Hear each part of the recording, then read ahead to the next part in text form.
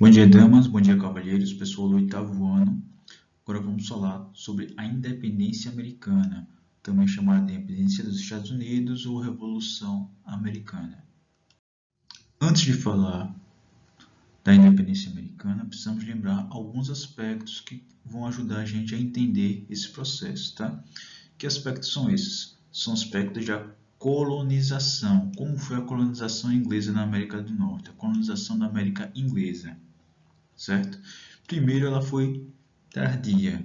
Lembra que a Inglaterra passou por diversas revoluções internas e conflitos externos também. Ou seja, ela foi um pouco tardia.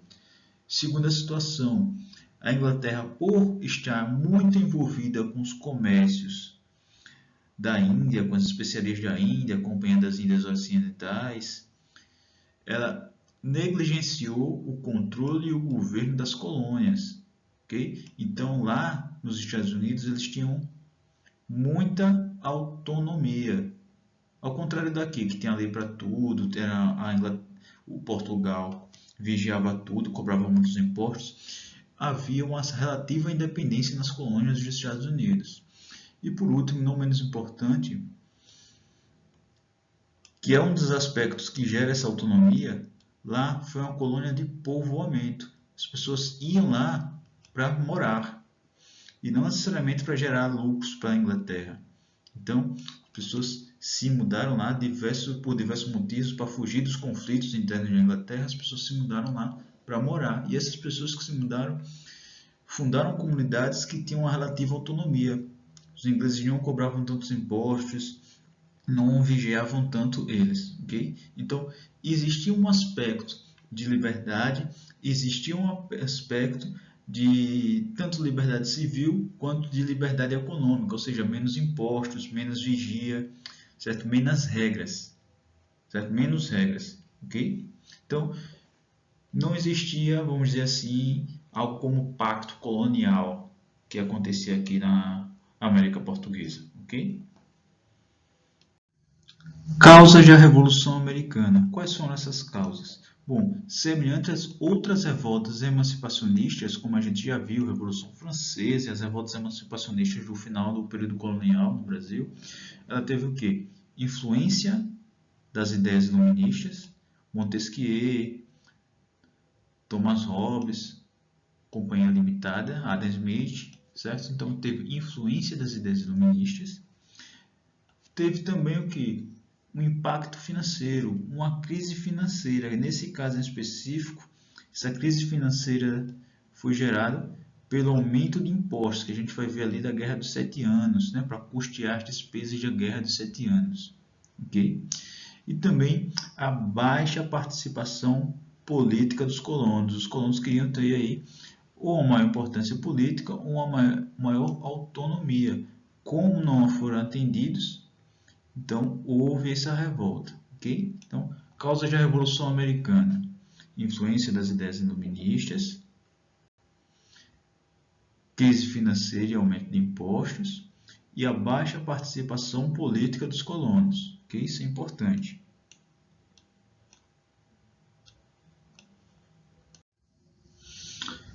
Eventos. O que foi que aconteceu? Certo? As revoluções inglesas, tudo que é relacionado à Inglaterra, geralmente são diversos eventos que acontecem, às vezes fica um pouco confuso de a gente entender. Então, essa ordenação aqui de eventos que aconteceram, tá? Primeira situação, aconteceu a Guerra dos 7 Anos.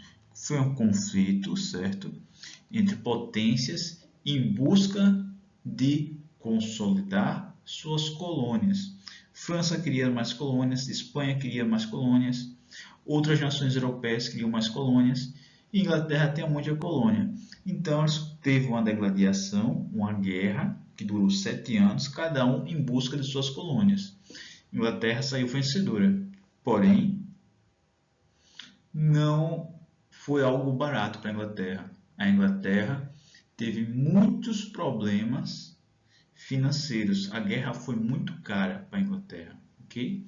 Então, para recuperar a economia da coroa inglesa, do parlamento inglês da Inglaterra, eles começaram a olhar com interesse para as colônias do norte ali, da América do Norte, ou seja, as 13 colônias. E começaram a produzir impostos para recuperar os custos da guerra, para pagar os custos da guerra. Foi a lei do açúcar, que cobrava imposto sobre o melaço, que era um importante produto da época. A lei do selo, que dizia que tudo que circulasse nas colônias tinha que ter um carimbo lá em inglês, certo? A lei do chá também, que dizia que os chás não deveriam ser produzidos nos Estados Unidos, deveriam ser consumidos através da Inglaterra, então aumentava os impostos da produção do chá para forçar o comércio com a Inglaterra. Ou seja, teve essas leis que criaram impostos, criavam taxas, atrapalhando o comércio nas 13 colônias, fazendo que as 13 colônias ficassem meio que induzidas e obrigadas a comercializar com a Inglaterra. Bom, revoltados principalmente com a lei do chá, algumas pessoas, alguns grupos fizeram um evento chamado Festa do Chá. O que foi isso? Foi uma festa? Não, não foi uma festa. Um bocado de americano, né? No caso, alguns ingleses, no caso também, porém leais e colonos, né? Vários colonos se fantasiaram de índios, invadiram o navio inglês e derrubaram toda a mercadoria, diversas caixas de chá no mar, causando um enorme prejuízo. Okay? A partir dessas leis do chá, certo? Aliás, perdão, a partir dessa festa do chá, a Inglaterra resolve promulgar diversas leis para tentar evitar uma revolta, diversas leis que proíbem diversas atividades dos colonos. Essas leis são chamadas as leis intoleráveis. Okay? Essas leis intoleráveis, elas afetam a vida política e a vida prática dos colonos. Em 1775 começa a Batalha de Lexington, que é o quê? É meio que uma primeira batalha que mostra que os atritos entre colonos ingleses já partiram aí para um nível bélico. Okay? Então começa essa situação de confrontação. Em 1776 acontece a proclamação da independência. Porém, vai iniciar uma guerra da independência. Primeiro os Estados Unidos se declaram independente. Depois de uma guerra, é que a Inglaterra, não, tudo bem, aceita e reconhece a independência dos Estados Unidos. Bom, esse reconhecimento da independência dos Estados Unidos acontece no Tratado de Paris. Okay? Então, essa aqui é a linha do tempo dos acontecimentos. Primeiro, acontece essa guerra aqui de 7 anos. Depois, o aumento de impostos e aquele evento da festa do chá, que foi meio que uma revolta em relação a alguns impostos, certo? A promulgação das leis intoleráveis, ok? Os conflitos passam a ser conflitos propriamente bélicos, né? A Batalha de Lexington. Por último, a proclamação da independência, que inicia a propriamente dita Guerra da Independência. E então, o Tratado de Paris, ok? Bom, eu falei dessas leis intoleráveis, né? Só para deixar claro, o que foram essas leis intoleráveis? Preste atenção, pergunta de prova. O que foram as leis intoleráveis?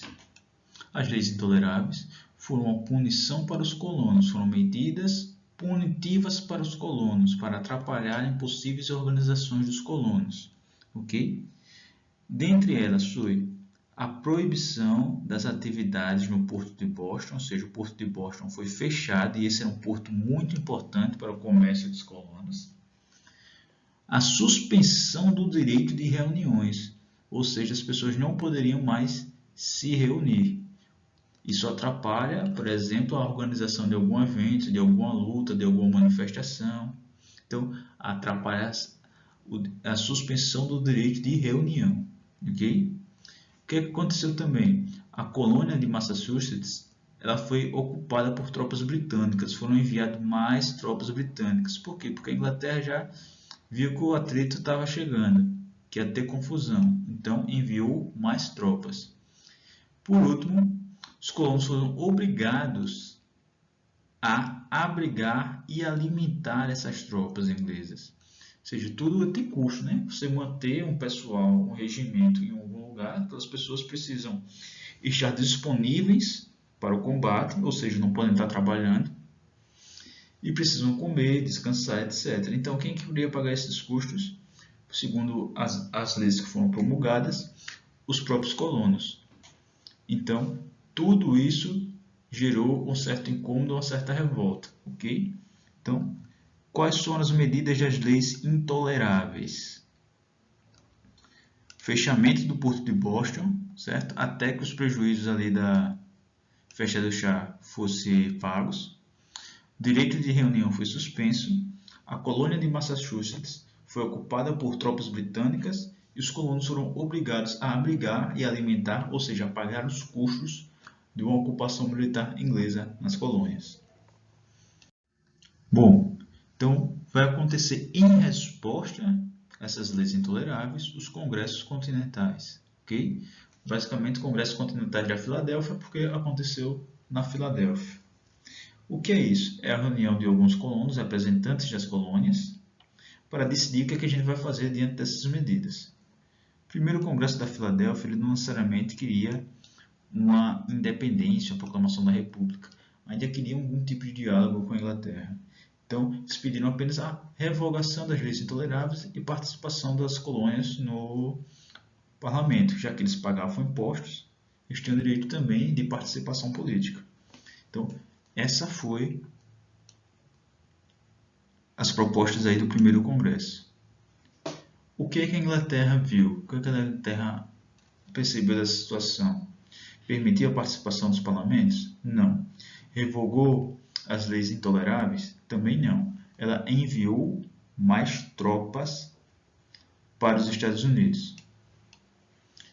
Nesse sentido, os colonos perceberam que os interesses da metrópole e os interesses da colônia eram totalmente diferentes.